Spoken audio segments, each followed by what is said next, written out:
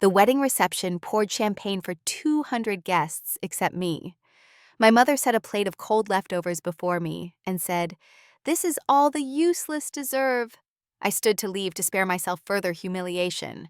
Then the groom froze, staring at me. "Boss, what are you doing here?" In one breath, the room tilted on its axis. I was no longer the discarded daughter, but the woman holding files that could shred both their family tree and their bank accounts. And tonight, I wouldn't shed tears. I'd turn on the screen. My name is Olivia Morgan, though everyone here calls me Liv, when they bother to call me anything at all.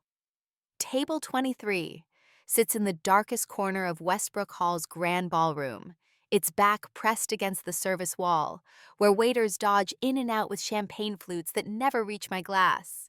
The ivory tablecloth bears a faint coffee stain from some previous event, hastily covered with a doily that doesn't quite match. Even the centerpiece, a tired arrangement of baby's breath carnations, looks salvaged from the lobby.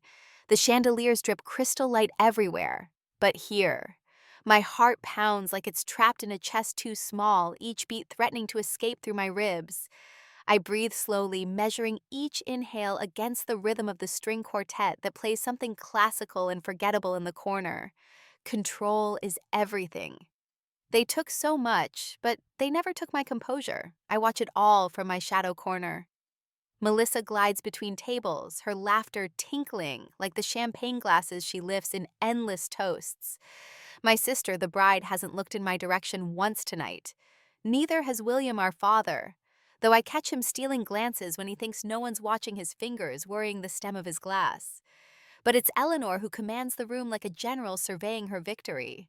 My mother weaves through the crowd in her mother of the bride couture, a shade of champagne that cost more than most cars accepting compliments with practiced grace. When she finally approaches my exile corner, her heels click against the marble like a countdown. The sound carries memory of bedroom doors locked from the outside of birthday celebrations, forgotten of college funds, mysteriously depleted the day after my 18th birthday. Still sulking, she sets the plate before me with deliberate force. The porcelain clatters against the table, drawing eyes from nearby tables before they quickly look away. On it, congealed mashed potatoes, a grayish slice of beef already curling at the edges, green beans that have surrendered their color to time. The sauce has formed a skin. The kitchen was going to throw it out. She continues loud enough for table 22 to hear. But I thought waste not, want not. After all, we've already spent so much on guests who actually matter. The couple at the adjacent table shifts uncomfortably. The woman touches her pearls. The man becomes fascinated with his cufflinks. They know what they're witnessing, but etiquette demands they pretend otherwise. I study the plate with the same detachment I use for quarterly reports. Calculate the deliberateness of this moment. Not just the leftovers, but the timing, the volume, the positioning where maximum witnesses can observe my humiliation, while maintaining plausible deniability. Eleanor has always been a master of the public wound. Nothing to say. She leans closer and I catch her perfume. Chanel number 5, same as always, though tonight it mingles with something sharper. Satisfaction, perhaps. 20 years of silence and still nothing. At least Melissa knows how to be grateful. Behind her, the reception continues its orchestrated perfection. The band slides into something classic and safe. Sinatra maybe, while couples drift toward the dance floor. The photographer captures moments that will look flawless in albums, Ethan spinning Melissa her train swirling like cream in coffee. William raising his glass in yet another toast. Cousins and colleagues arranged in careful hierarchies of importance. I don't belong in those pictures. I haven't belonged in any family photo for over a decade. Not since I turned 18, and Eleanor made it clear that my invitation to exist under her roof had expired. Adults make their own way, she'd said. Then the same week she'd thrown Melissa a birthday party that cost more than my college tuition. The beef on my plate has the texture of leather. I cut a piece anyway, raise it to my mouth, chew slowly, let her see that even her leftovers can't break me. Around us, the tables gleam with real silverware and crystal, each place setting a small fortune. The irony isn't lost on me, this temple to excess, and here I sit with scraps. "You could have tried harder," Eleanor says, adjusting her bracelet. Diamonds catch the light like tears. Could have been someone. Instead, you insist on this, whatever it is you do. Office work. She pronounces it like a disease. If she only knew. But that's the point she doesn't know because she never asked. Never looked beyond her own reflection long enough to see what I was building in the shadows she cast. The name Olivia Morgan appears nowhere in her social circles. Olivia Morgan Wells, however, that name carries weight in boardrooms she'll never enter.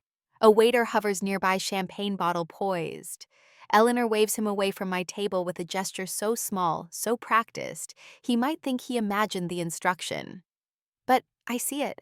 I see everything from table 23, this perfect vantage point for observation. How Melissa's smile tightens when certain guests approach. How Ethan's jaw clenches when William attempts another rambling toast. How the wedding planner keeps checking her phone, her expression cycling through stages of barely contained panic. I should go. The words come out steady, controlled. I set down my fork with deliberate calm, dab my lips with the paper napkin. Of course, it's paper, not cloth like at the other tables. Yes, Eleanor agrees too quickly. That would be best. We wouldn't want you to. But she doesn't finish because that's when William approaches, hovering like a ghost at my table present, but not really there. My father, though, the term feels generous for a man who mastered the art of being physically present, but emotionally absent. Liv, he begins, though his eyes dart back to where Eleanor stands, suddenly watchful. How are you? I'm well.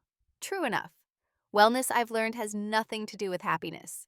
He shifts his weight glances back toward Eleanor, who's now corralling Ethan with the efficiency of a border collie. Your mother, I know what she is. The words come out sharper than intended. William flinches, and for a moment I see him clearly not the patriarch he plays at these events, but a man who chose the path of least resistance so many times it became his only road. There's something in his eyes, though, a flicker of what, regret recognition, or just the weighted exhaustion of a man who knows he's complicit in crimes. He lacks the courage to name. I put something aside. He says quietly, words rushed like he's stealing this moment. Years ago before, he stops, jaw working. It's not enough. Not nearly, but it's yours. Has been since you were 16. The papers are in my study. Douglas, Eleanor's voice cuts through like a blade. She's managed to steer Ethan away from the spill site, but her eyes are fixed on us, on William, specifically with a look that promises consequences. The Weatherbys are asking for you. He straightens automatically. Decades of trained response. But before he goes, his hand brushes the table near mine. Not quite touching, but close. The combination is your real birthday, he murmurs. Not the one she tells people. Then he's gone, absorbed back into the machinery of the reception, and I'm left processing this information. My real birthday. Because of course Eleanor would change even that, shaving 2 years off my age, when Melissa came along, so the gap between us would seem smaller. So her narrative of 2 daughters, practically twins, would sell better at her book club. I know exactly which safe he means, the one in his study that Eleanor pretends doesn't exist. Behind the portrait of her grandmother, a woman who'd built the fortune Eleanor now deploys like a weapon. Another woman erased from her own story, reduced to a checkbook and a legacy to be leveraged. The band strikes up something contemporary. Bruno Mars maybe, and the younger guests flood the dance floor. Melissa's sorority sisters form a squealing cluster, pulling her into their midst, while Ethan remains notably absent. I spot him near the bar, downing what appears to be straight whiskey while the wedding planner hovers anxiously. I could leave now, slip out while Eleanor's distracted, while the party spins on without me. It would be the path of least resistance, the one William would take. But I'm not William. I'm not even Liv anymore. Not really. That girl, desperate, hungry, afraid she served her purpose. She survived long enough to become someone else. The Iron Ledger. That's what they call me at Pinnacle Global Solutions, though never to my face. Coined by someone in accounting who noticed I caught every irregularity, every attempted shortcut. They mean it as a warning, maybe even an insult. They don't understand that when you've counted every penny for survival, when you've weighed the cost of eating today against eating tomorrow, financial vigilance becomes more than a skill. It becomes a language, and I'm fluent. My mind drifts back to those first brutal months after Eleanor cut me off. 3 jobs, pre-dawn shifts at a bakery, my fingers stiff with cold kneading dough in the silent hours when most people slept. Afternoons filing paperwork at a law firm. Nights cleaning offices in the very building where I now command a corner suite. My fingers remember the ache of kneading dough, the paper cuts from endless filing, the chemical burn of industrial cleaners. Melissa had been in private school, then complaining about the stress of choosing between Yale and Princeton. The same week, I'd eaten nothing but rice and stolen sugar packets. She'd posted photos from her spa weekend in Scottsdale. "Self-care is healthcare," the caption read. Eleanor had liked it within minutes. There were nights I came home to find my electricity shut off. Faced with the choice between rent and utilities, rent always won. I'd light candles stolen from the law office supply closet and huddle under all my clothes for warmth. My small notebook tracked every expense, each number written in precise columns, a religion of necessity. Not a single penny unaccounted for, because a single penny could be the difference between eating and going hungry. I learned to budget my anger like everything else, carefully, strategically. Each slight catalogued but not dwelt upon. Energy was currency, and I couldn't afford to spend it on resentment. Not when rent was due. Not when I had night classes to attend with eyes burning from exhaustion. Not when I was building something they couldn't see from their perch atop inherited privilege. The transformation wasn't sudden. Survival rarely is. First came the entry-level position in accounts receivable, grinding through invoices, while my supervisor took credit for my catches. I remember the exact moment I decided to stop being grateful for scraps, standing in the break room listening to executives complain about their ski trips while I calculated whether I could afford both lunch and bus fare. Something crystallized then, hard and bright as the diamonds Eleanor waves like weapons. I would not just survive, I would surpass. The Pinnacle Global Solutions building rises 30 floors above the financial district. Glass and steel and ambition. My office sits on 28. Corner view, the kind of space that announces its occupant matters.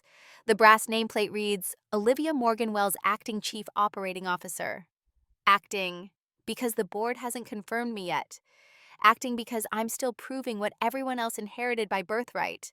But in that office, I'm not acting at all. My team knows this. They've learned to read my silences, to prepare for the questions I'll ask before I ask them. When I restructured the Midwest division, cutting redundancies with surgical precision, they called me cold. When those changes saved 40 jobs that would have been lost to bankruptcy, they called me nothing at all. Success, I've learned, is often met with silence from those who predicted failure. Ethan learned this during his first presentation to me. He'd come in cocky, all Harvard MBA confidence and family connections, pitching a marketing strategy built on assumptions and wishful thinking. I let him finish, then dissected every flaw with the same methodical care I once used scrubbing office floors. His face had gone through the same phases as Eleanor's: tonight confusion, irritation, then something closer to fear. "Redo it," I'd said, "and this time use actual data." He did. Came back with something brilliant, actually. That's when I knew he had potential. Not because of his first effort, but because of his second. Because he could take criticism without crumbling, could rebuild without resentment. So I promoted him 6 months later, doubled his salary, gave him the kind of opportunity that changes trajectories.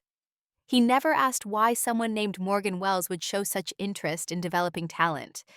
Never connected the dots between his boss and the shadow at his future in-laws gatherings. Why would he? The woman who signs his reviews wears Armani, not department store clearance. She speaks in quarterly projections and market analyses, not in careful silences. She exists in a world where merit matters more than maiden names, where genealogy bows to ROI. The Iron Ledger. The nickname followed my reputation through the building like a contrail. First whispered by a junior analyst who tried to slip personal expenses through a project budget, then adopted by others who learned that nothing escaped my review. They think it refers only to my attention to detail, my intolerance for financial creativity. They don't understand it goes deeper. When you've survived on $70 for 2 weeks, when you've chosen between electricity and food, you develop an intimate relationship with numbers. They stop being abstractions. Each digit represents something real, a meal, a bus ride, a textbook, a chance. You learn to see waste like a neon sign, inefficiency like a personal insult. That analyst who tried to expense his girlfriend's dinner, I didn't fire him. I called him in, showed him exactly how his attempted theft, because that's what it was. Theft would have impacted the departmental budget, how it would have meant no intern program next quarter, how those internships were lifelines for kids like I'd been working 3 jobs to pay for school. He resigned 2 weeks later, but before he left, he stopped by my office. "You were right," he said, "about all of it." I was. I always am. When it comes to the numbers, they don't lie, don't play favorites, don't care about your last name or your mother's social standing. They are what they are. Immutable and honest in ways people rarely manage. Movement in my peripheral vision pulls me back to the present. The wedding planner approaches with the determined stride of someone about to manage a situation. But she stops short something in my expression, giving her pause. I know that look. I've worn it in boardrooms when the numbers don't lie, and someone has to deliver truth to power. "Is there?" she begins, then recalibrates. "Would you like anything from the bar, perhaps, or the dessert table is about to—" "No." She retreats, and I return to my observation post. Melissa's dancing now, laughing at something one of her friends says. The light catches her necklace, our grandmother's pearls, the ones Eleanor claimed were lost in a move. So many things got lost when I turned 18. My childhood photos, my grandmother's letters, my place at the table. But not everything can be erased. Paper trails have a way of surviving, especially when you know where to look. When you have access to systems that cross-reference data. When your job involves tracking down financial irregularities across decades of corporate mergers and acquisitions. When you discover quite by accident that your sister's official birthday doesn't match her hospital records, that your mother's maiden name appears on property transfers in counties where she claims never to have lived, that money meant for education moved in patterns that would make any auditor's eyes narrow. I didn't go looking for secrets, but secrets I've learned have a way of finding those who know how to read between lines. And I've been reading between lines since I was 18. Parsing the subtext of my exile, decoding the logic of my erasure. The music swells, the party spins, and I sit at table 23 with my cold leftovers and my careful observations. Eleanor thinks she's won something tonight. She thinks this public humiliation is her masterstroke, her final proof that I am what she's always said, nothing, no one, not worth the space I occupy. She's wrong. I'm exactly where I need to be. The name Olivia Morgan appears on no family Christmas cards, no wedding invitations, no society pages. It died the day I turned 18, buried under Eleanor's practiced indifference. But Olivia Morgan Wells, she was born in a different world entirely. One Eleanor would never think to search. The hyphen came from my grandmother's maiden name, Wells, a small rebellion that became a resurrection. When I filled out that first application at Pinnacle Global Solutions, fresh from my night school MBA, fingers still cramped from years of minimum wage labor, I wrote it with the deliberation of someone choosing their own baptism. Olivia Morgan Wells, reborn in paperwork, sanctified by corporate letterhead. 7 years. That's how long I've lived this double life, though double implies some kind of balance. There's no balance here. There's the tissue-thin existence of live trotted out for obligatory family gatherings, where I hover at the edges like a bad smell. And there's Olivia Morgan Wells, who arrives at the office before dawn and leaves after the cleaners who built an empire of efficiency, one spreadsheet at a time.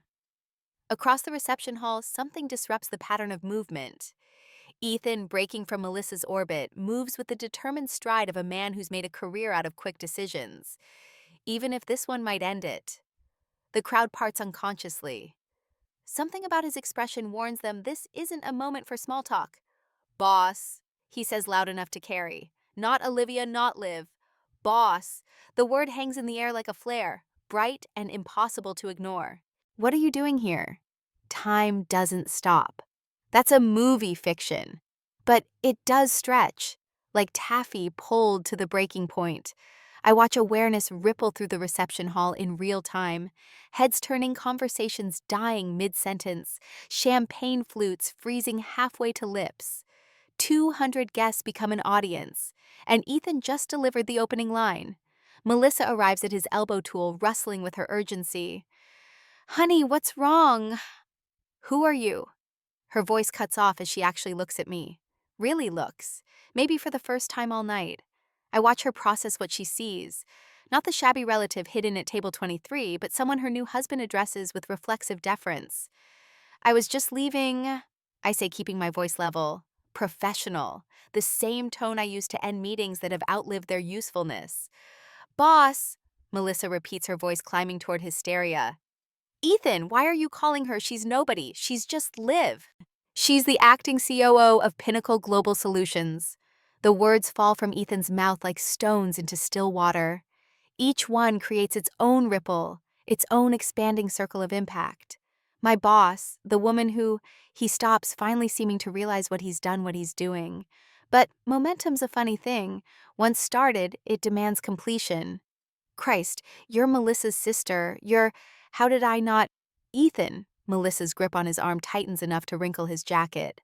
"Stop talking." But he can't. I can see it in his eyes. The compulsive need to reconcile these two realities, to make sense of a world that just revealed itself as fundamentally different than he believed. It's the same expression he wore when I showed him how his first marketing proposal would have bankrupted the entire Midwest division. Eleanor materializes like smoke drawn by the disturbance in her carefully orchestrated evening. She takes in the scene, Ethan's poor panic, my perfect stillness, and her social instincts kick in before her brain can fully process the threat. "Ethan, darling," she says, voice dripping honey over arsenic, "I think you've had a bit too much champagne. Perhaps some air." "She's my boss," he repeats louder this time. The words seem to be stuck, the only ones his brain can produce. Olivia Morgan Wells, she runs half the company. He turns back to me, and there's something almost pleading in his expression. "Why didn't you say anything? All those family dinners where they talked about you like what?" I ask quietly. The question stops him cold. Because how do you finish that sentence in front of 200 wedding guests like I was nothing? Like I was a failure? Like I was a cautionary tale told to motivate Melissa toward greater heights? William appears in my peripheral vision, hovering near a pillar. His face has gone the color of old paper, and I can see him calculating, always calculating, never acting. The Weatherbees stand nearby, pretending to admire a flower arrangement, while obviously straining to hear every word. The wedding photographer has lowered his camera, recognizing that whatever's happening here won't make the album. "This is a misunderstanding," Eleanor announces to the growing audience. Her damage control mode kicks in, smooth as silk. "Family joke. You know how it is. Liv likes to exaggerate her little job." "Little job?" Ethan laughs, but there's no humor in it. "She controls a budget bigger than this entire wedding cost times 1,000. She's the youngest acting C-suite executive in the company's history. He stops again, awareness finally catching up with his mouth. But it's too late. Far too late. The silence that follows has weight like air before a thunderstorm. I can feel it pressing against my skin, electric with potential energy. 200 pairs of eyes shift between us. The golden couple and the exile. The favorite daughter and the forgotten one. The bride and the woman who apparently signs the groom's paychecks. "You work together," Melissa says slowly, like she's testing the words for sharp edges.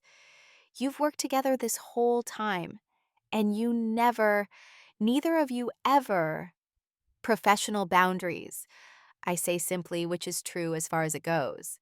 I've never discussed my personal life at the office, never displayed family photos, or mentioned weekend plans. Olivia Morgan Wells exists in a universe entirely separate from Liv Morgan, or she did until 60 seconds ago. "Professional." Eleanor spits the word like it's profane. "Is that what you call it? Sneaking around hiding behind a fake name? It's not fake." The correction comes out sharper than intended. Wells was grandmother's name, the one whose portrait hangs in William's study, the one who built the fortune you've been living off for 30 years. Another ripple. The Weatherbees exchange glances. Someone whispers to their +1. Information spreads through crowds like wildfire. And this revelation that the family disappointment carries the name of the family matriarch is pure accelerant. "You have no right," Eleanor starts. But Ethan interrupts. "She has every right. She earned that position. Earned it. While everyone here was talking about her like she was some kind of failure she was building. Stop, Melissa's voice cracks. Just stop. This is my wedding, mine, and you're ruining it with this, whatever this is. She's not wrong. The carefully choreographed evening lies in pieces around us, shattered as thoroughly as the champagne flute still being carried through the room. The band has stopped playing. The caterers hover in doorways, unsure whether to continue service. The wedding planner looks like she's considering a career change. And I stand in the center of it all, still wearing my department store dress, still radiating the calm that comes from having nothing left to lose. Because that's the secret Eleanor never understood. When you've already been erased, you become impossible to diminish. When you've built yourself from scratch, no one can threaten your foundations. I should go, I say again, and this time I mean it. Not fleeing departing. There's a difference, though. I doubt anyone here would recognize it. But as I turn to leave, Ethan says something that stops me cold. The Singapore project. 3 words, that's all. But I see the moment Eleanor processes them. See her expression shift from damage control to something sharper. Because the Singapore project has been in the society pages, not the business section, but the ones she actually reads, the ones that breathlessly reported on Pinnacle Global Solutions' expansion into Asian markets, the billion-dollar deal that would reshape the company's future. The deal I'm leading. That's you. Ethan continues, his voice steadier now. You're running the Singapore project, the whole thing. The journal says a lot of things, I interrupt. But the damage is done. I can see it in the way Eleanor's guests are looking at me now, not with pity or secondhand embarrassment, but with the kind of interest reserved for people who matter in ways that count. Money, power, influence, the holy trinity of Eleanor's social circle, and suddenly I'm speaking their language. Well, someone says into the silence, Mrs. Weatherby probably, though I don't turn to look. Isn't that interesting? Interesting. Such a useful word. So many meanings packed into 4 syllables. Interesting like a car crash. Interesting like a hostile takeover. Interesting like discovering the ugly duckling was never a duckling at all. Melissa makes a sound somewhere between a sob and a scream. It's my wedding! And that's when I do something I haven't done in 14 years. I smile. Not the careful, practiced expression I wear in boardrooms. Something real and terrible and absolutely honest. Yes, I agree. It is. Then I walk out, leaving behind the wreckage of Eleanor's perfect evening and the echo of a single word that changed everything. Boss, tonight I won't shed tears. I'll turn on the screen, because I've been building more than a career in the shadows Eleanor cast. I've been building the truth. And truth, like water, always finds a way out. The valet brings my car a respectable Lexus. Nothing flashy enough to draw attention, but reliable enough to trust. I sit in the driver's seat for a moment, letting the chaos of Westbrook Hall fade in my rearview mirror. My hands are steady on the wheel. They've been steady for years through worse moments than this. But my mind is already elsewhere, 3 weeks in the past, in the sterile office of Brennan and Associates private investigators. My phone erupts with notifications. Eleanor calling, declined. Melissa calling, declined. William calling. I hesitate, then decline that one too. A text from an unknown number. This is Ethan, we need to talk. I turn the phone face down on the passenger seat. Whatever's happening back at the reception will unfold without my input now. The avalanche has begun. No force can stop it. The drive home gives me time to think, to plan. Eleanor will be in damage control mode by now. She's always excelled at crisis management. The dinner party saved after the caterer canceled the society fundraiser rescued from rain. The husband directed away from his secretary's lingering glances. But this is different. Tonight's revelation strikes at the core of her carefully constructed narrative. My apartment waits above sparse but precise. Everything chosen for function over sentiment. No family photos on the walls. No inherited furniture or heirloom china. Just space that belongs entirely to me, bought with money I earned, furnished with choices I made. Sleep comes eventually, dreamless and efficient, like everything else in my life now. Morning arrives with a vengeance. My phone shows 17 missed calls and 32 text messages. I ignore them all and prepare for work with my usual precision. The same ritual I've performed every weekday for 7 years. The armor of Olivia Morgan Wells slides into place with each careful choice. Charcoal suit, silk blouse, the single strand of pearls I bought myself after my first promotion. The only inheritance I've claimed is my own. The Pinnacle Global Solutions building gleams in the morning sun, all glass and ambition reaching toward the sky. The security guard nods with genuine respect as I pass. Morning, Ms. Wells. Big day with Singapore coming up. Indeed, Carl. How's your daughter's college applications going? His face lights up. She got waitlisted at Princeton but accepted to Cornell. Your recommendation letter made all the difference. Her perfect GPA and extracurriculars made the difference. I just confirmed what they already knew. This is the difference between Eleanor's world and mine. She collects people like accessories. I build connections on merit and mutual respect. The executive elevator whisks me to the 28th floor. My assistant Vivian stands when I enter, her expression carefully neutral, but her eyes alert. Good morning, Ms. Wells. The board has called an emergency meeting at 10 regarding the Singapore project. And she hesitates, unusual for her, a situation developing with Richard Preston. He's been making calls to board members since 6 this morning. So it begins. The fallout reaches my professional sphere faster than expected. Thank you, Vivian. Pull the Singapore financials and the last 3 quarterly reports, and hold all my calls unless it's the chairman directly. My office feels different today, still mine, but somehow less secure.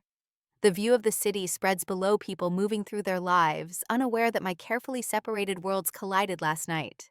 I check my email. 3 messages from board members with carefully worded inquiries about personal matters and potential conflicts of interest. The notification for an emergency board meeting sits in my calendar like a time bomb. Subject: Singapore Project Leadership Review. Location: Executive Boardroom. Required attendees include every senior executive and Richard Preston, SVP of International Operations. Richard. Of course, he's been coveting the Singapore project since its inception. A legacy admission to Harvard Business School, whose career has been built on connections rather than competence, the kind of man who mistakes inheritance for achievement. He reminds me of Eleanor in that way. I spend the next hour reviewing the Singapore documentation, though I know every number by heart. This project represents not just Pinnacle's expansion into Asian markets, but my personal masterpiece, a complex restructuring of supply chains and financial operations that will save the company millions while creating hundreds of new jobs. Every detail meticulously planned, every contingency accounted for. At precisely 9:55, I gather my materials and head to the boardroom. Vivian catches my eye, offering a silent good luck. The hallway stretches before me longer than usual. I can hear voices already, Richard's distinctive tenor rising above the others, the words family situation and reputational risk floating through the closed door. I enter exactly on time. The conversation halts. 12 pairs of eyes turn toward me, expressions ranging from curiosity to concern to, in Richard's case, poorly concealed triumph. Chairman Blackwell sits at the head of the table, his face unreadable. Olivia, he says, gesturing to the empty seat. Thank you for joining us promptly. I take my place, setting my materials before me with practiced precision. Of course, Chairman. I understand there are concerns regarding the Singapore project. Richard clears his throat. Concerns is putting it mildly. The journal is already calling. Something about a scene at your sister's wedding. Your brother-in-law works in our marketing department. This represents a clear conflict of interest that wasn't disclosed to the board. There it is, the first salvo. Ethan Reynolds works in our Midwest division, I correct calmly. He reports to Regional Director Chen, who reports to Division Head Patel, who reports to me. There are 3 layers of management between us. As for his relationship to my sister, I've maintained strict professional boundaries. Mr. Reynolds was hired and promoted based solely on his performance metrics, which are available for review. That's not the point, Richard continues, leaning forward. The point is non-disclosure. You deliberately concealed this relationship from the board.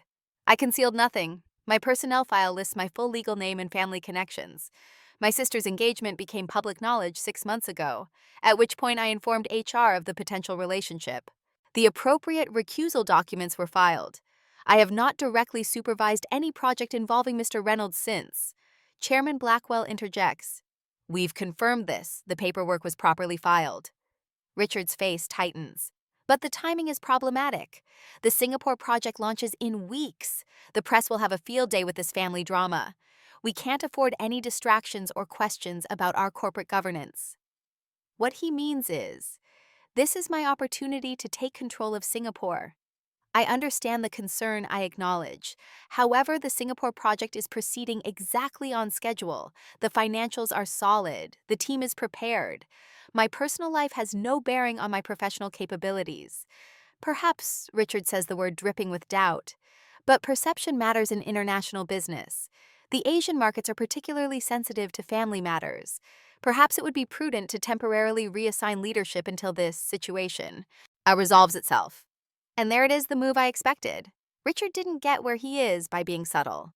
Sandra Chen, CFO, and the only other woman in the room, speaks up.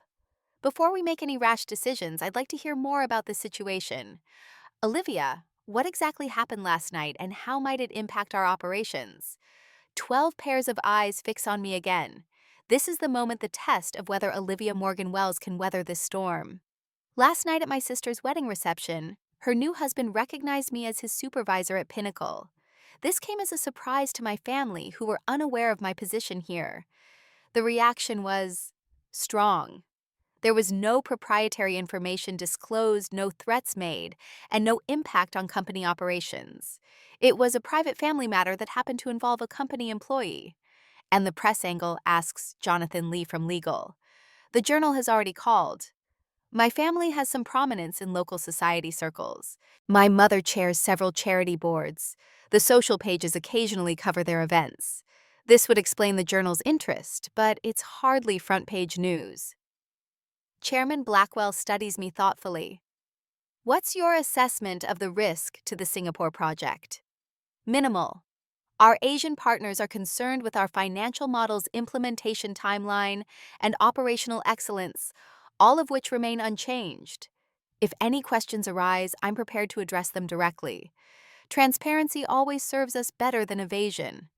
Richard scoffs. Transparency. That's rich coming from someone who's been living a double life. I meet his gaze steadily.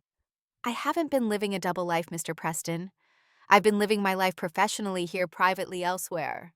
The fact that my family was unaware of my success speaks to their disinterest, not my deception. The room falls silent. What Richard intended as an attack has become something else, a glimpse into personal circumstances that make my professional achievements all the more remarkable. Chairman Blackwell clears his throat. I propose a compromise.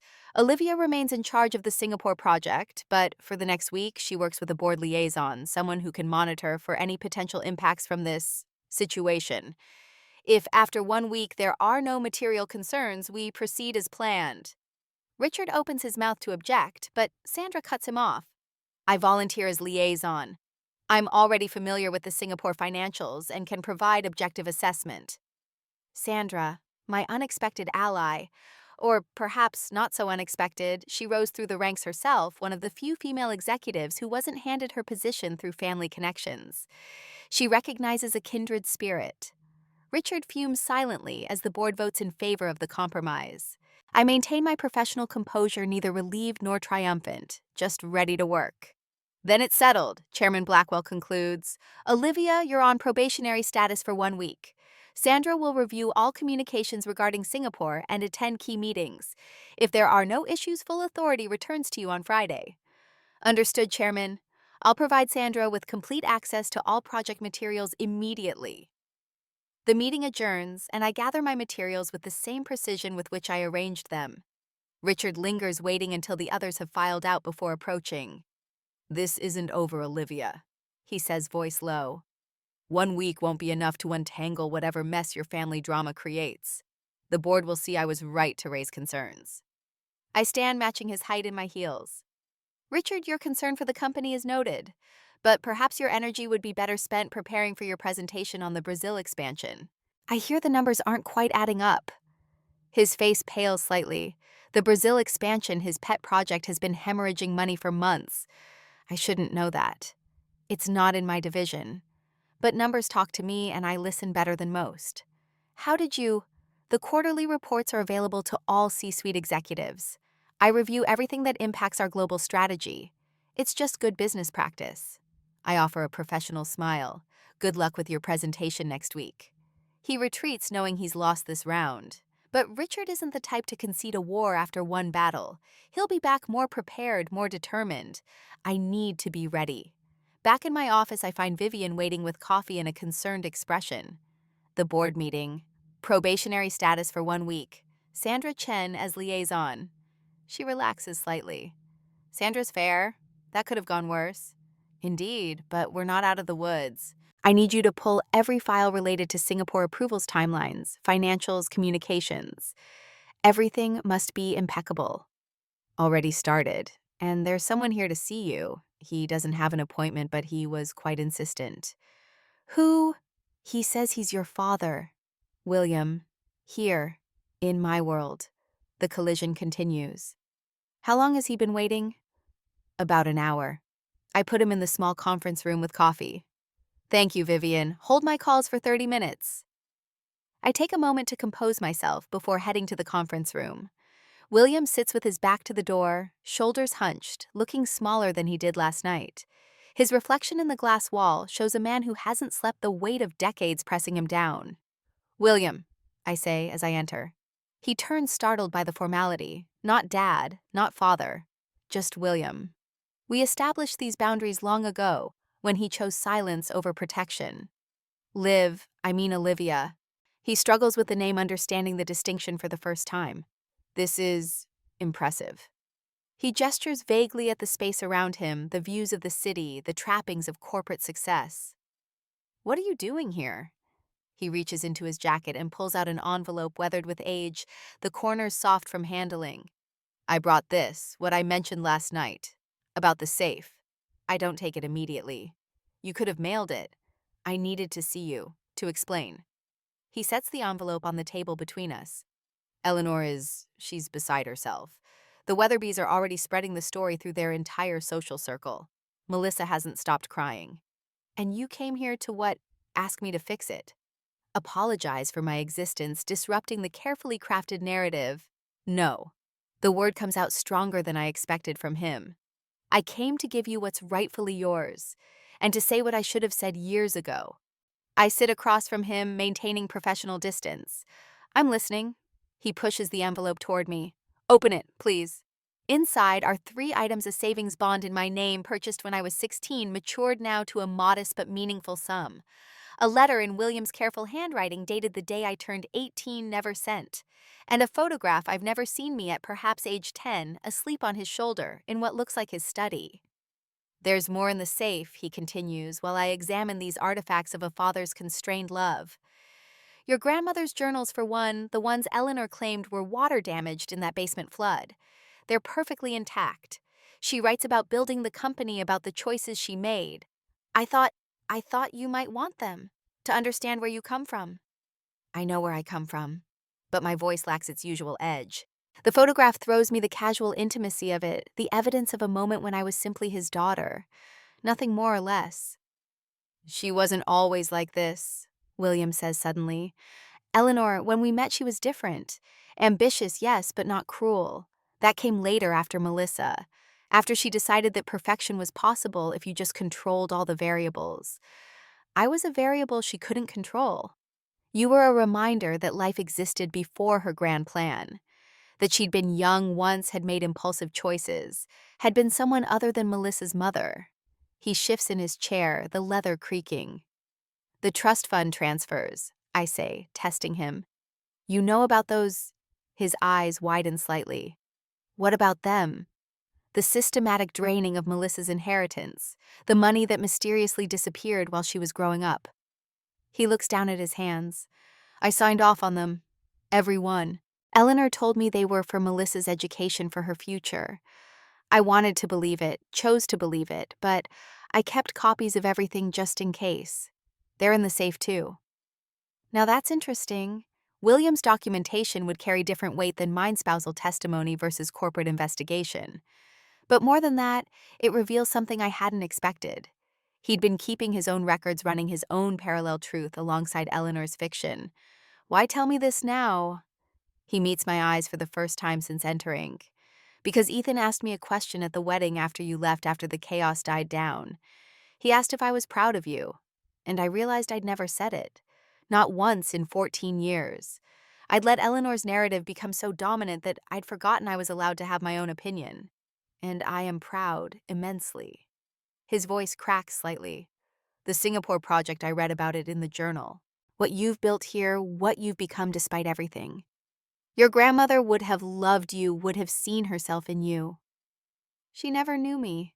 I was too young when she died. But she knew what it was like to build something from nothing, to be underestimated, to turn dismissal into fuel. He stands the meeting drawing to its natural close. The combination is your real birthday month, day, and year. October 15th, not the 17th like Eleanor tells people. She changed it to make the gap with Melissa seem smaller, more plausible. Even my birthday was edited. The revision runs so deep it touches everything, reshapes the fundamental facts of my existence. But here's William offering corrections. Small ones, maybe, but corrections nonetheless. Why didn't you ever correct her at family events when she gave the wrong date? Because correction required confrontation, and confrontation meant… He trails off, but I can fill in the blanks. Confrontation meant Eleanor's fury, meant cold silences, and withheld affection meant making waves in the calm surface of their constructed life. So you chose her comfort over my truth. Yes. No excuses, no justification, just acknowledgement. I chose the path of least resistance every time, and every time that path led further away from you. There's nothing to say to that. Some truths don't require response, just recognition. I stand signaling the end of our meeting. The offer stands, he says as he turns to leave. What offer? To be proud. If you want to be proud of Olivia Morgan Wells, of what you've built and who you've become, that offer stands. But it comes with conditions, which are no more silence, no more choosing Eleanor's narrative over truth, no more letting her erase you at family gatherings or edit your history for convenience. If you want to be my father completely. His hand tightens on the doorframe. She won't make that easy. Nothing about me has ever been easy. That's never stopped me before. He nods, slowly processing this. The Singapore project. When do you leave? 6 weeks. Could we have dinner before then, just us? Dinner. Such a simple thing. A basic unit of family connection. We haven't shared a meal without Eleanor's oversight in over a decade. The request hangs between us, fragile with possibility. I'll consider it. He accepts this understanding that consideration is more than he's earned. After he leaves, I sit with his envelope studying the photograph. 10-year-old me safe against his shoulder, unaware that safety was temporary, that in 8 years I'd be on my own, that love could be compartmentalized, rationed out according to someone else's comfort. But also unaware of what I'd become, of the strength that would grow from abandonment, the clarity that would come from exclusion. 10-year-old me didn't know that someday she'd sit in a corner office running projects that shaped global markets. Didn't know that the family that discarded her would one day realize the magnitude of their miscalculation. The savings bond is worth perhaps $50,000 now. Nothing life-changing at my current income level, but everything to an 18-year-old suddenly cut off from support.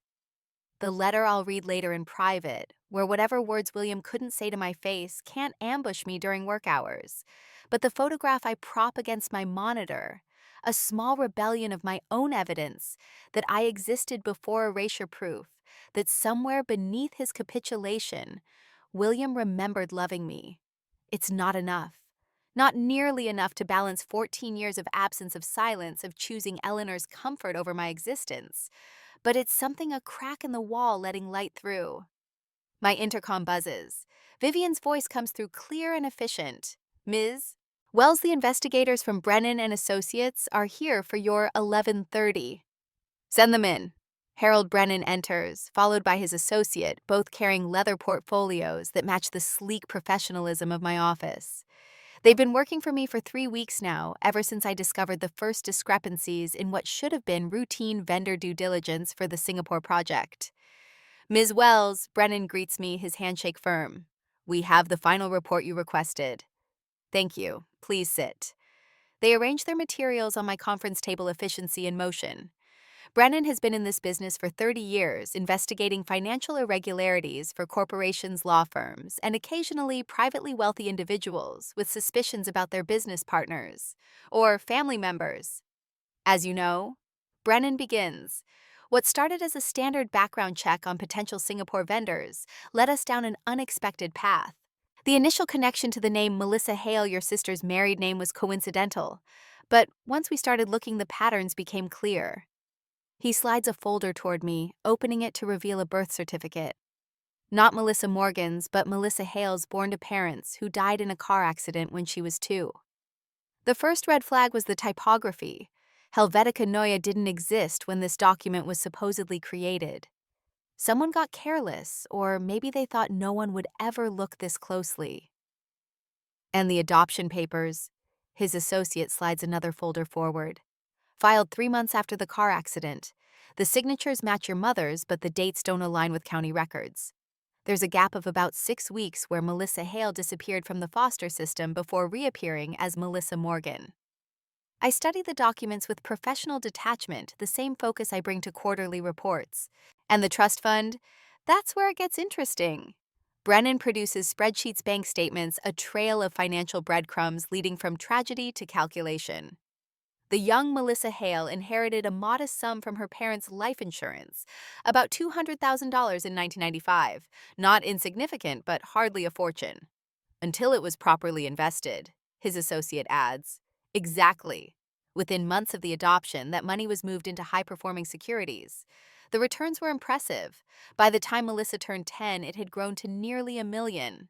And then the withdrawals began, large sums labeled as educational expenses that never corresponded to any tuition payments we could find, childcare costs that exceeded what most executives pay their nannies, a systematic draining of funds that should have been held in trust until Melissa turned 25.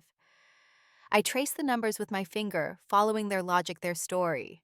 Numbers don't lie. They don't play favorites. They just are. How much remains? Less than 50,000. The last major withdrawal was 6 months ago, coinciding with the wedding preparations. $1 million gone. Not to Melissa, but through her. The perfect daughter as the perfect conduit for Eleanor's financial manipulations. Is there any way to prove where the money went? Brennan hesitates. That's where our investigation took an unexpected turn. We followed standard financial forensics, looking at accounts, properties, luxury purchases. We found some correlation, but not enough to account for the full amount. Then we started examining charitable contributions, his associate continues, specifically the Westbrook Children's Hospital Board, which your mother chairs.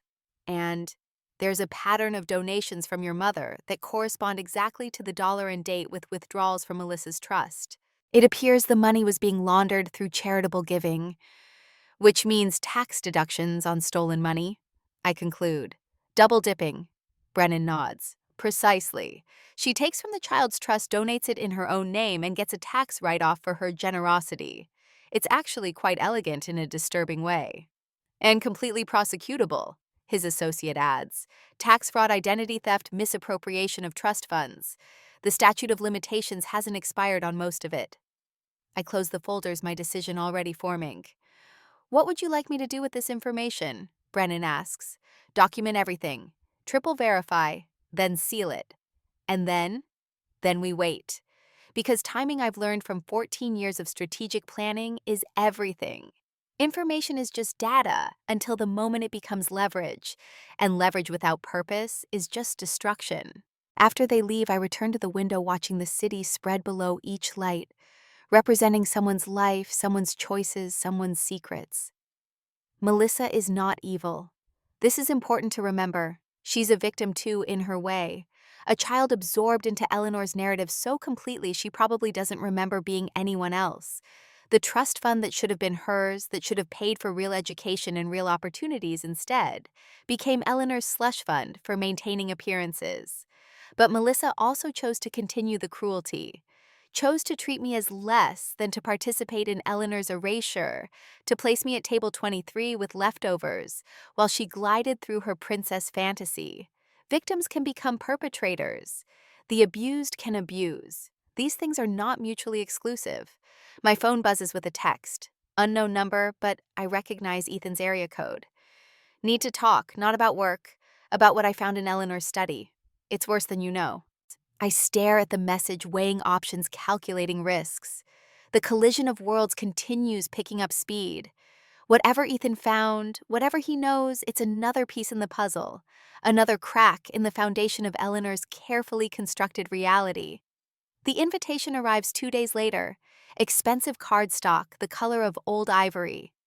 The Westbrook Children's Hospital Annual Gala requests the honor of your presence. Eleanor chairs the board. Has for years, it's her crown jewel, the charity that launders her reputation into social currency. I know she didn't send this invitation. My name appears nowhere on their donor lists. But tucked inside is a business card Ethan's. On the back in his handwriting, "We need to talk. The gala is tomorrow night. Black tie $500 a plate. The kind of event where charity is performed rather than practiced." I could ignore it. Should ignore it. The Singapore project demands attention, and I've successfully avoided family entanglements since the wedding, but something about the venue choice intrigues me. The Meridian Hotel's grand ballroom, neutral territory with excellent acoustics, and more importantly, a state-of-the-art projection system I helped fund during last year's renovation. When Pinnacle Global Solutions made that donation, I insisted on certain specifications, the kind that would support comprehensive multimedia presentations. Highest resolution, seamless integration with multiple devices, remote access capabilities. I make my decision and call my assistant. "Vivian, clear my calendar for tomorrow evening and contact the Meridian's AV team. I'll need full access to the projection system during the Westbrook Children's Hospital Gala." "Shall I prepare a presentation?" "No, but have legal send over the Henderson files, the full audit." She doesn't question it. After 3 years, she knows how I work, that sometimes the best negotiations happen outside boardrooms, that leverage is most effective when deployed unexpectedly.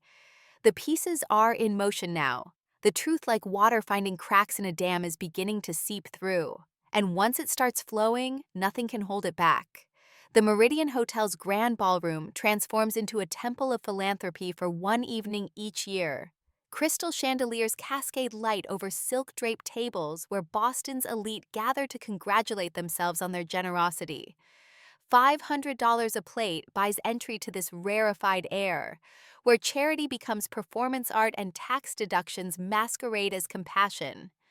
I arrive precisely at 8, not fashionably late like Melissa would be, not nervously early like the old Liv might have been. I wear black, a simple sheath that cost more than 3 months of my first apartment's rent, paired with understated jewelry that whispers rather than shouts. Professional armor for a personal war. The AV technician meets me at the service entrance as arranged.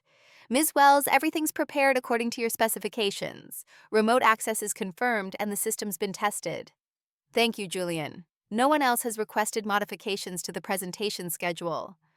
"No, ma'am. Mrs. Morgan's standard slideshow of hospital success stories is loaded and ready. It runs automatically after her introduction." "Perfect."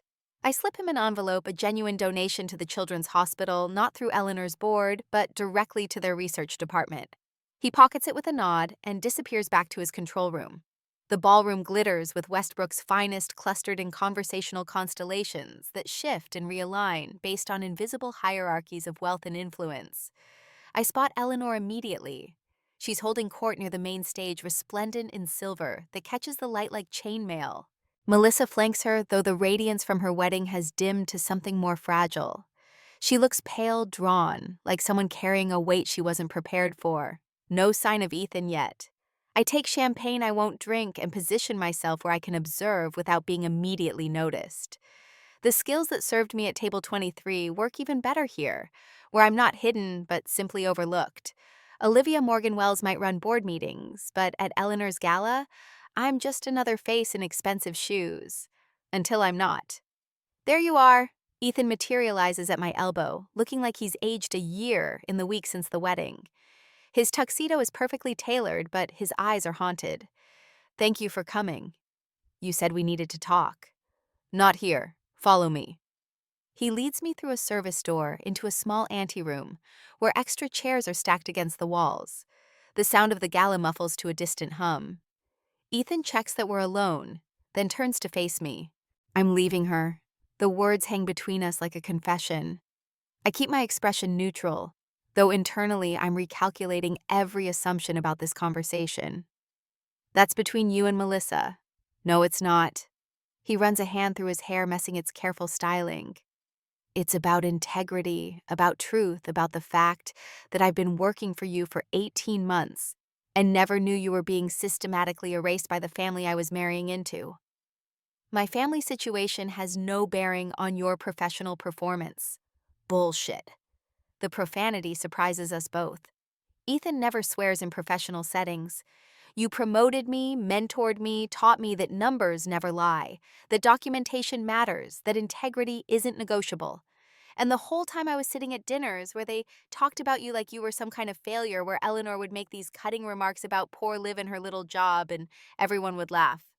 And you laughed too. Yes. He doesn't flinch from the admission. I did because I didn't know. Because I bought into their narrative without questioning it. Because it was easier to believe their version than to wonder why someone they dismissed so completely never actually showed up to defend herself. Interesting. He's done his own analysis, reached his own conclusions. The Ethan who walked into my office 18 months ago wouldn't have had this kind of self-awareness. Maybe I taught him too well. What do you want from me? Absolution permission to leave your marriage. I want you to know what I know. He pulls out his phone, scrolls to something. After the wedding, I started asking questions. Real questions. Melissa got defensive, said I was taking your side over family. But Eleanor got scared. And when people are scared, they make mistakes. He shows me the screen text messages between Melissa and Eleanor dated 3 days after the wedding. We need to move the trust documents tomorrow. Why they're safe where they are. Because she knows things. Ethan said she runs investigations at that company. What if she investigates us? You're being paranoid. I'm being careful. Just do what I say. They moved them, Ethan continues. But I followed the paper trail, found the storage unit rental. The safety deposit box transfers found more than they wanted me to find. Such as the fact that Melissa has known for years about the adoption irregularities, about the trust fund, about where the money really went. She's not some innocent victim of Eleanor's manipulation. She's a co-conspirator. This shifts things. I'd built my analysis on the assumption of Melissa's ignorance, her passive participation in my erasure. Active knowledge changes the calculus entirely. Why are you telling me this? Because in 2 minutes, Eleanor is going to take that stage and give her annual speech about the importance of charity, about helping vulnerable children, about integrity and compassion. And I can't sit there and applaud anymore, not knowing what I know. He pauses, not knowing who you really are and what they did to you. What they did to me is history. I survived it, succeeded despite it. That's not the point. His voice carries the passion of the newly converted. The point is, they're still doing it, still erasing you, still profiting from lies while preaching truth from podiums. And I helped. I sat at their table and validated their version of reality. The distant sound of microphone feedback tells us the speeches are beginning. Eleanor's voice carries through the walls, modulated into her public register. Warm, caring, authoritative, the voice of someone who's never missed a meal, never counted pennies, never been told they're worthless. There's something else, Ethan says quietly. I cross-reference the charity's financial reports with the trust fund withdrawals. The dates match, the amounts match. She didn't just steal from Melissa's inheritance. She washed it through the children's hospital, claimed it as charitable giving, got tax breaks on stolen money. Now that's new information. Useful information. The kind that transforms personal grievance into prosecutable offense. Do you have documentation? Everything. He hands me a flash drive. Bank records, tax filings, charity deposits, 3 years worth. I'm not just leaving Melissa. I'm leaving with evidence because you taught me that truth matters, that documentation matters, that integrity isn't negotiable. Yes, I finish. I did teach you that. Applause erupts from the ballroom. Eleanor must have delivered her opening remarks, the ones about dedication to vulnerable children. The irony is sharp enough to cut. What are you going to do? Ethan asks. I pocket the flash drive, feeling its weight despite its size. What I always do: review the data, verify the findings, make decisions based on facts rather than emotions. That's it. After everything Ethan. I use my boardroom voice, the one that ends discussions. Whatever you're imagining, some dramatic confrontation, some public revelation, that's not how I work. I'm not interested in theater. I'm interested in accuracy. But even as I say it, I'm thinking about the Meridian's projection system, about the files my assistant is holding, about the difference between theater and testimony. I should get back, he says finally. Melissa will notice I'm gone. You're still pretending until the papers are filed. My lawyer says. He stops. It doesn't matter what my lawyer says. What matters is that I wanted you to know that someone sees what they did, what they're doing, that someone besides you knows the truth. He leaves through the service door, returning to play his part one last time. I wait a full minute before following, time enough for him to rejoin Melissa to slip back into his role. But I don't return to the shadows of the ballroom's edges. Instead, I walk directly to the AV booth. Julian recognizes me immediately. Ms. Wells, we weren't expecting you tonight. Plans change. I need access to the projection system during the gala. But Mrs. Morgan's presentation will proceed as scheduled. I just need to add something to the queue. A small addition to support her message about transparency and helping vulnerable children. My tone suggests this is routine, expected, authorized. He hesitates only a moment before stepping aside. I insert my flash drive. Not Ethan's, not yet, but mine. The one containing 3 specific images: Melissa's real birth certificate, a trust fund withdrawal, and a charity deposit slip with the matching amount dated the same day. Not the smoking gun. Just enough to start the fire. I return to the ballroom as Eleanor takes the stage for her keynote. She commands the microphone like she was born to it, painting pictures of need and compassion of children who deserve better chances. The audience hangs on every word. Melissa watches from the front table with practiced adoration. Ethan stares at his water glass. And I stand at the back, the remote control Julian didn't realize he'd left logged into the system, heavy in my palm. One click would override Eleanor's presentation. One button would put truth on a screen too large to ignore. The children we serve come from circumstances not of their own making. Eleanor's voice rises and falls with practiced emotion. They trust us to protect them, to honor their vulnerability, to ensure their futures aren't defined by their beginnings. The irony is so thick it's almost visible, hanging in the air like smoke. And now I'd like to share some of the faces of children whose lives have been transformed by your generosity. She gestures grandly toward the screen behind her. This is the moment her carefully curated slideshow of smiling children should begin: photographic evidence of good works, each image selected to maximize emotional impact and minimize actual information. Instead, Melissa's real birth certificate appears just for a second, maybe 2. Long enough for people to register that something's different, not long enough to read the details. Then it's gone, replaced by the expected photos of smiling children. Eleanor stumbles over her next line. Her eyes search the crowd, looking for the source of disruption. They find me just as I'm pocketing the remote. I don't smile, don't gloat. Just meet her gaze steadily, letting her see what Ethan saw at the wedding: that I'm not the Liv she dismissed, that I'm someone else entirely. Someone with access to systems she doesn't understand, documentation she can't control, truth she can't edit. The speech continues, but the damage is done. Whispers ripple through the crowd. Phones come out. Photos are taken. By tomorrow, someone will have captured that momentary image, will start asking questions about birth certificates and name changes and trust funds. I leave before the applause. My work here is finished. Not the dramatic revelation Ethan expected, but something more surgical, more precise, more like me. In the parking lot, I check my phone. 3 missed calls from William, 2 from board members, 1 from Brennan. But it's the text from Ethan that makes me pause. She knows. She's terrified.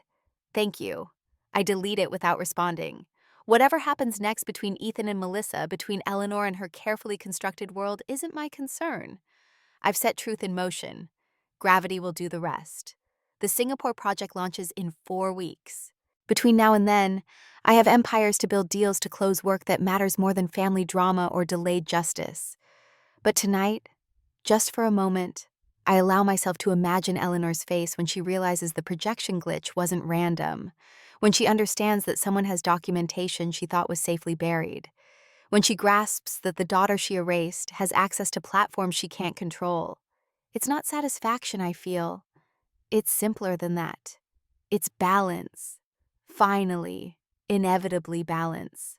The unraveling begins with Melissa's own hands. 3 days after the gala, she storms into my office without an appointment.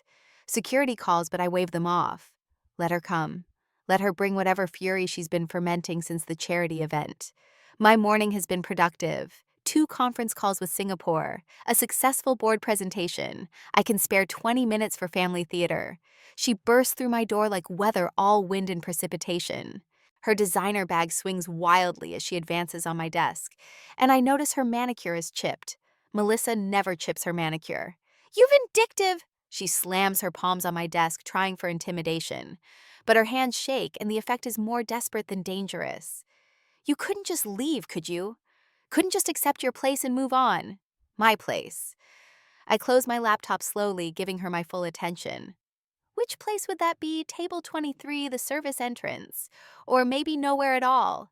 Isn't that where Eleanor prefers me? You know what I mean? But her voice wavers. The righteous anger she wrote up here is already dissipating, replaced by something more complex. You've ruined everything. Ethan left. The charity board is asking questions. Mother is terrified, I supply. She should be. Fraud has that effect on people.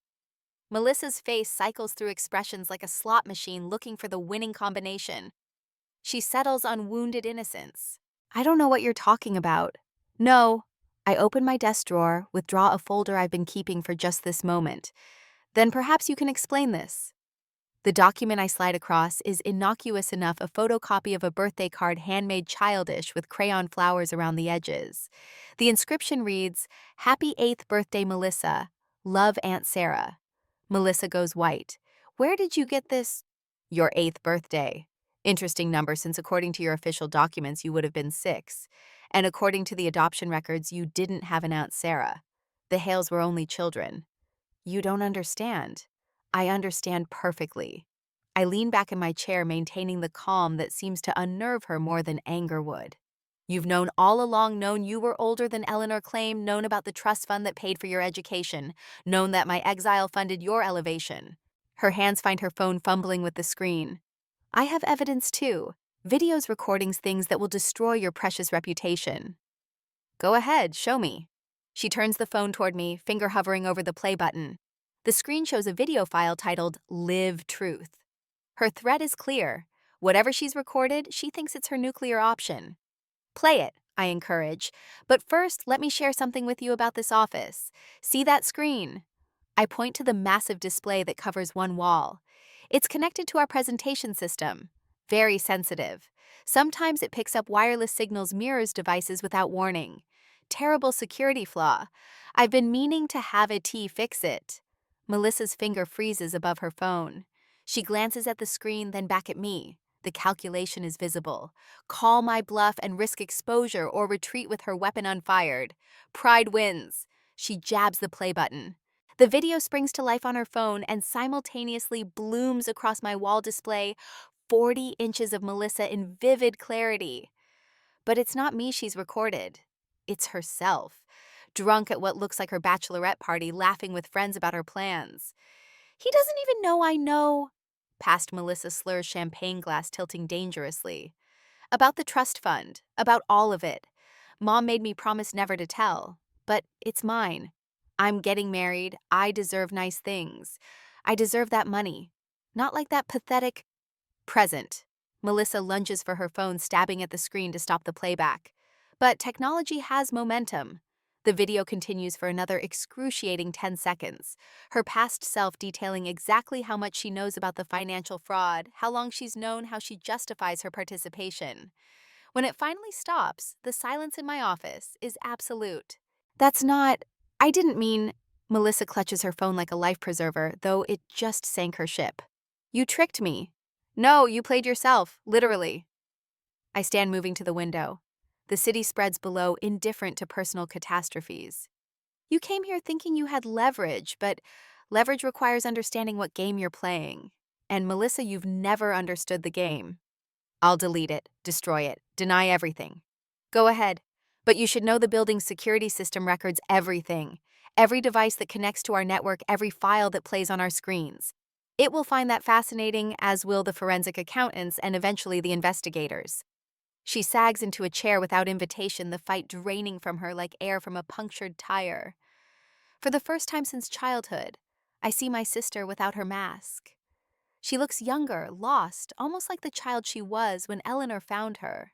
I didn't have a choice, she whispers. There's always a choice. No, you don't understand. When I found out when I was 16 and found the papers, Mom said if I told anyone if I refused to play along, she'd send me back. Said the adoption could be reversed. Said I'd end up in foster care or worse. You were 16, well past the age when adoption reversal was a threat. She lied to you.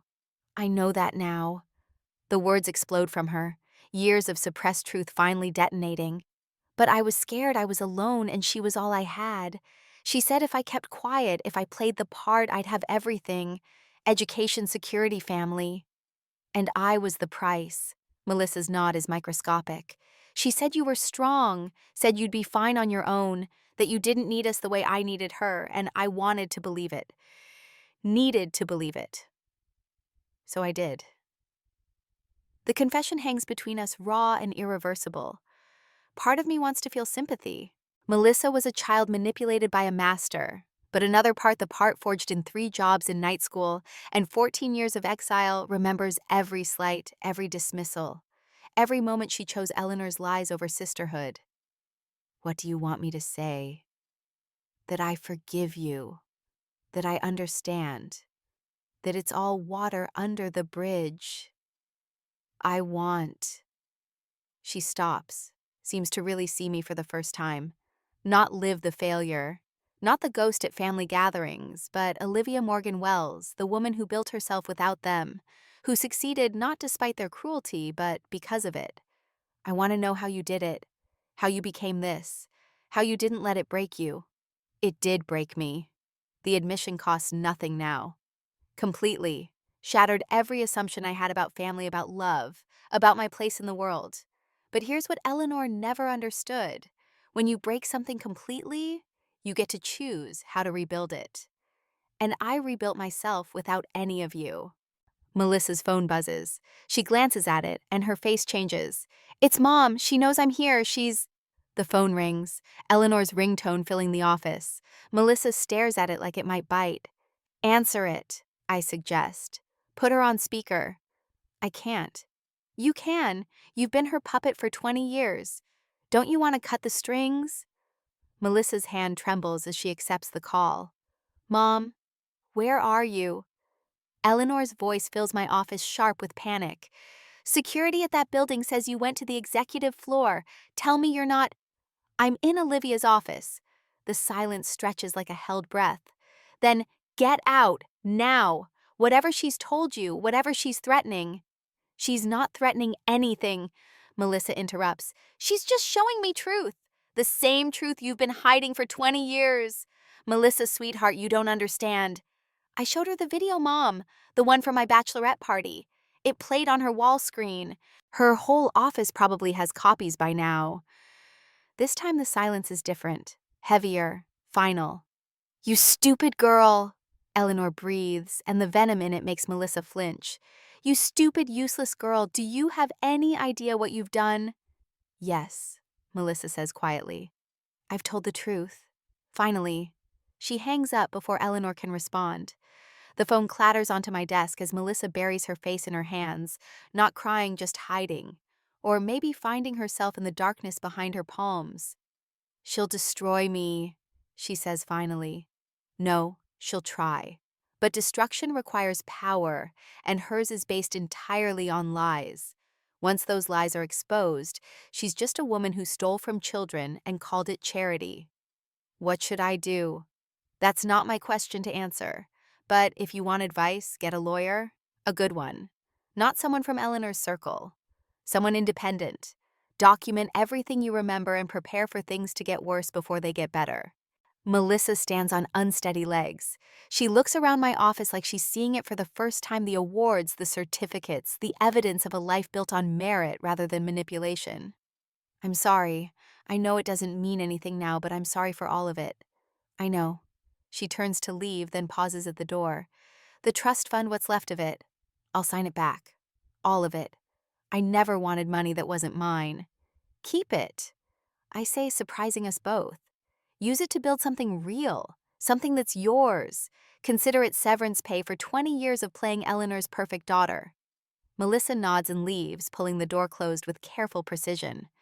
I sit in the sudden quiet, processing what just happened.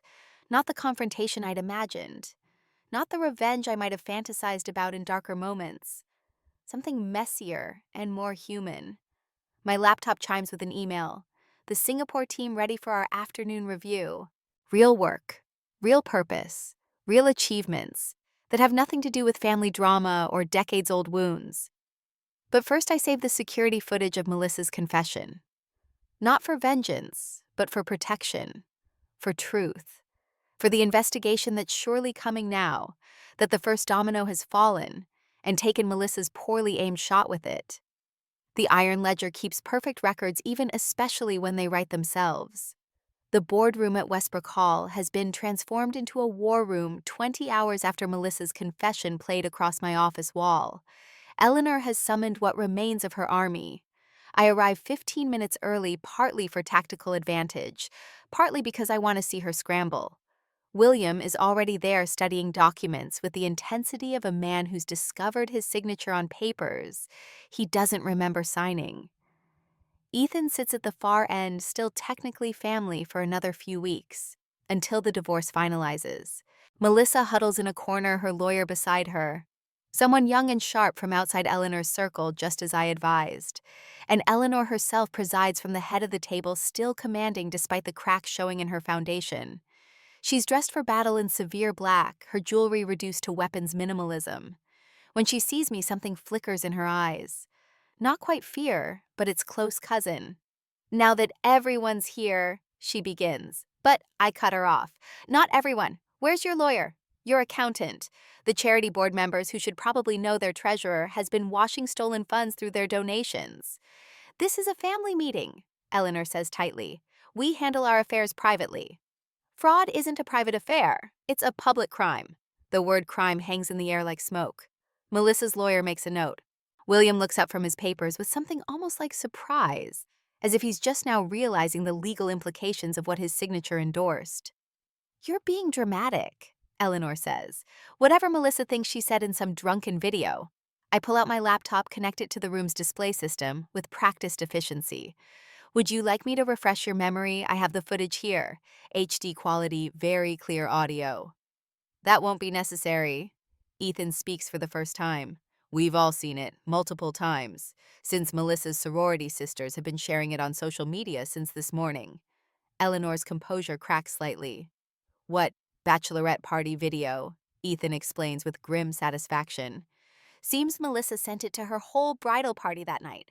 They thought it was hilarious, the bride confessing family secrets while drunk. They've been posting clips with hashtags like trust fund truth and charity fraud. Melissa makes a sound like a wounded animal. I forgot, I sent, the internet doesn't forget, I observe. Neither do forensic accountants. Which brings us to why we're really here. I open my briefcase and begin laying out documents with surgical precision. Financial statements, transfer records, adoption papers, with their telltale typography errors, the full weight of 20 years of careful documentation, organized, cross-referenced, and utterly damning. These are copies, I continue. The originals are with my attorney. Additional copies have been prepared for the state attorney's office, the IRS, and the charity board. But I thought family deserved the courtesy of seeing them first. Eleanor's hand reaches for the nearest document. then withdraws as if it might burn. You can't prove anything. These could be fabricated. By me, the Iron Ledger. I allow myself a small smile. My reputation is built on accuracy, not fabrication. Every document has been verified by independent forensic accountants. Would you like to see their certification letters? William finally speaks, his voice hollow. How much? From Melissa's trust. Approximately $3 million over 20 years adjusted for inflation. From the charity, another $800,000 in improperly claimed deductions and misdirected funds. Jesus Christ, Ethan breathes. But that's not why we're here. I continue. Money can be repaid. Crimes can be prosecuted. What we're discussing today is something more fundamental. I stand, move to the window overlooking the gardens where Melissa and I once played as children. Before the revision. Before the erasure. For 20 years, you've controlled the narrative, decided who mattered and who didn't, who deserved love and who deserved leftovers. I turn back to face them. That ends today. What do you want? Eleanor asks, and for the first time in my memory, she sounds her age. Money. An apology. Public humiliation. I want the truth. Publicly acknowledged, formally documented.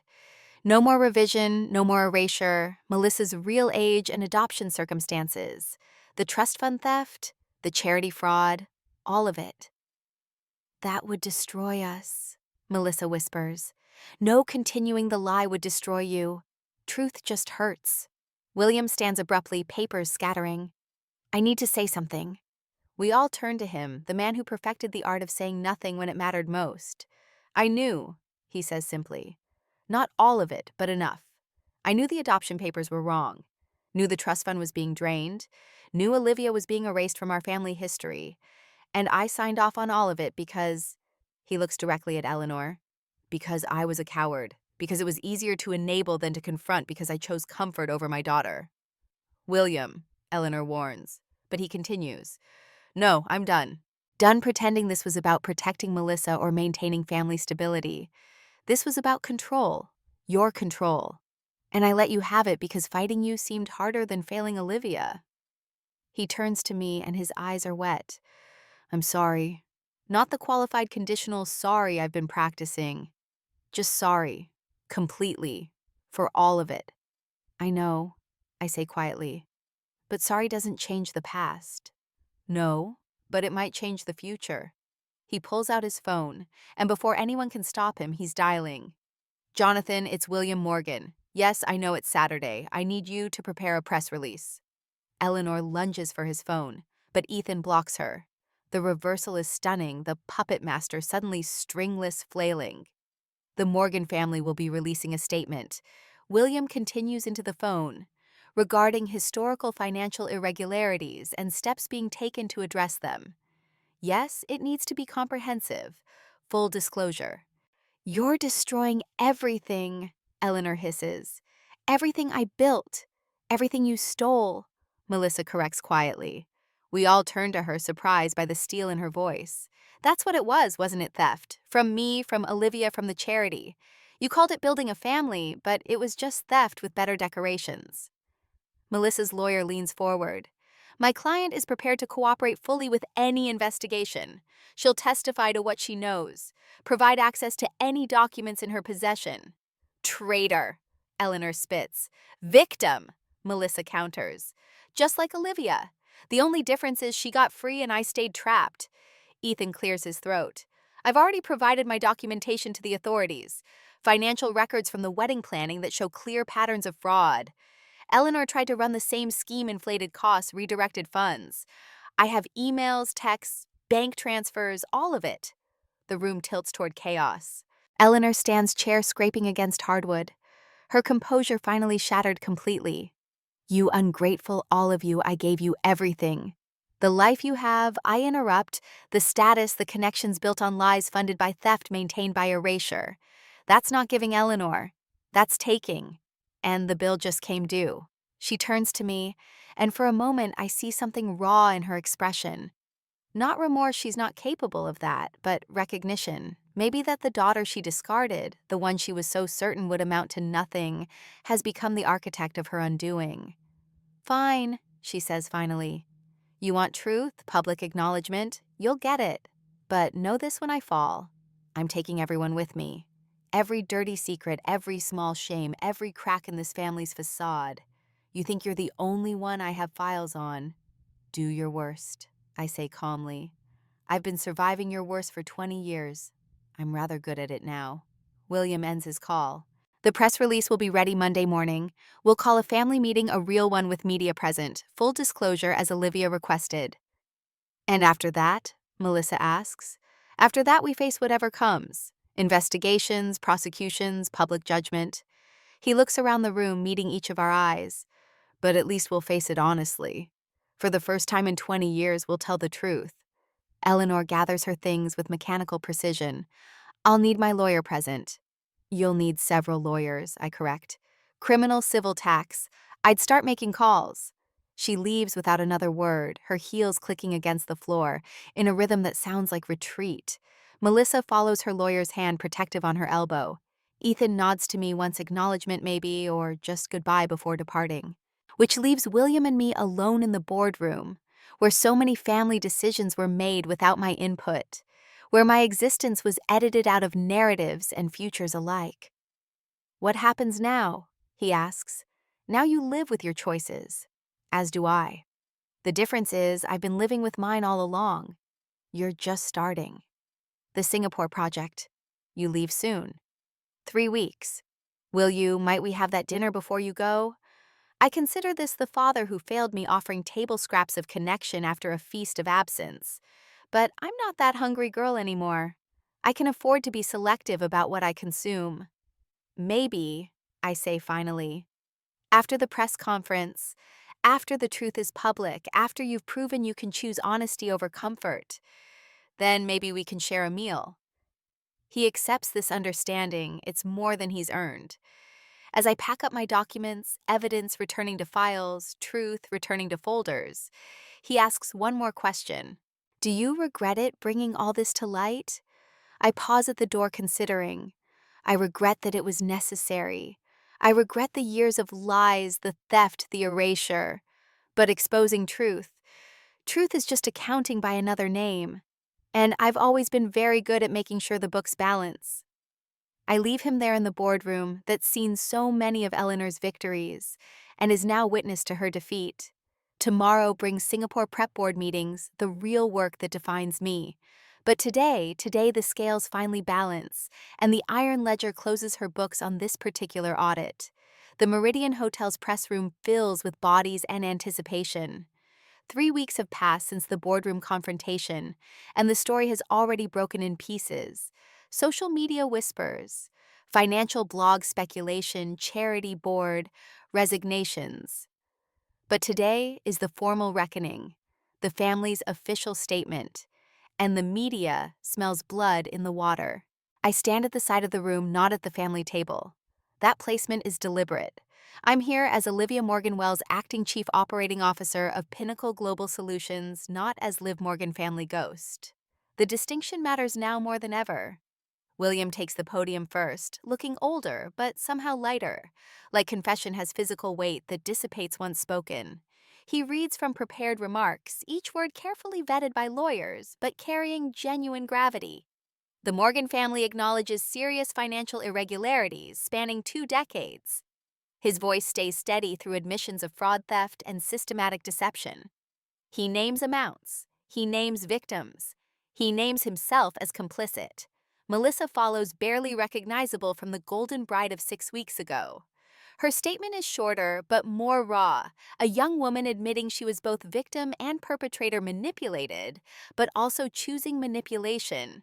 She announces her cooperation with investigators and her intention to repay what remains of the stolen trust fund. Eleanor doesn't speak. She sits at the family table like a pressed flower, all substance drained away. Her lawyers have advised silence, and for once she takes good counsel. But her presence is statement enough, the architect of lies forced to witness their demolition. Ethan isn't here. The divorce finalized yesterday, and he's already left for a position with our competitor, a clean break from both Melissa and me. I approved his resignation myself, wished him well. Some bridges once burned light the way forward. When the formal statements end, reporters surge forward with questions. I watch William field them with newfound honesty, watch Melissa struggle through tears, watch Eleanor shrink further into herself. The microphones and cameras circle like carrion birds feeding on the spectacular collapse of a prominent family. But I don't engage. My role here is witness, not participant. Ms. Morgan Wells, a reporter, has found me ambitious enough to seek side stories. As the family member who exposed these crimes, how does it feel to see justice being served? I didn't expose anything, I correct calmly. The truth exposed itself. I simply stopped helping hide it. But surely you feel vindicated after years of being excluded from the family. I pause, searching for accuracy, complete. Not because of what's happening here, but because I built a life that doesn't depend on what happens here. That's the only vindication that matters. She wants more. They always do. But I'm already moving toward the exit. Singapore waits. A 14-hour flight to a new challenge, a new market, a new chapter that has nothing to do with the Morgans or their catastrophic honesty. But William intercepts me at the door. "You're leaving?" he says. Not a question. "My flight's in 4 hours. We never had that dinner." "No, we didn't." He accepts this with a nod. We both know why his public confession doesn't erase private cowardice. Some reconciliations require more than words, and we don't have that kind of time.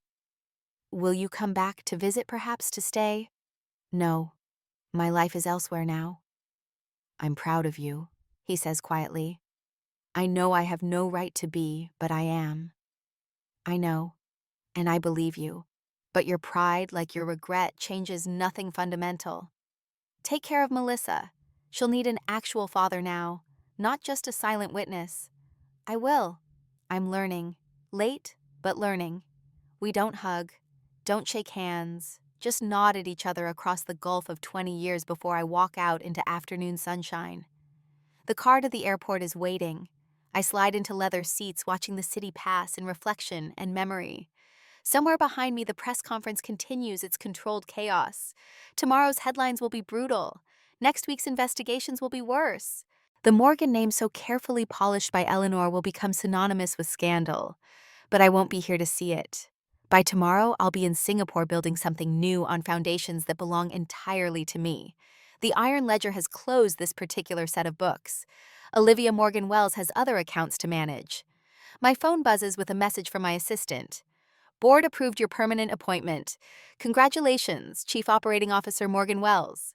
Not acting, not temporary. Confirmed by merit, not birthright. I smile, a real expression, not performed for anyone's benefit, and respond, "Thank you. Please schedule the transition meetings for next week Singapore time." As we merge onto the highway, I catch my reflection in the window. Not Liv, the erased daughter. Not the ghost at table 23. Just a woman heading toward her future, carrying nothing but what she's earned. Behind me, the Morgans face their reckoning. Ahead of me, Singapore gleams with possibility.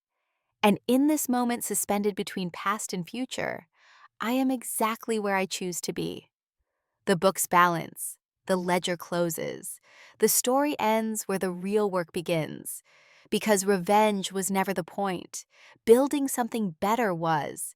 And I've been building for 14 years now. Finally, it's time to soar.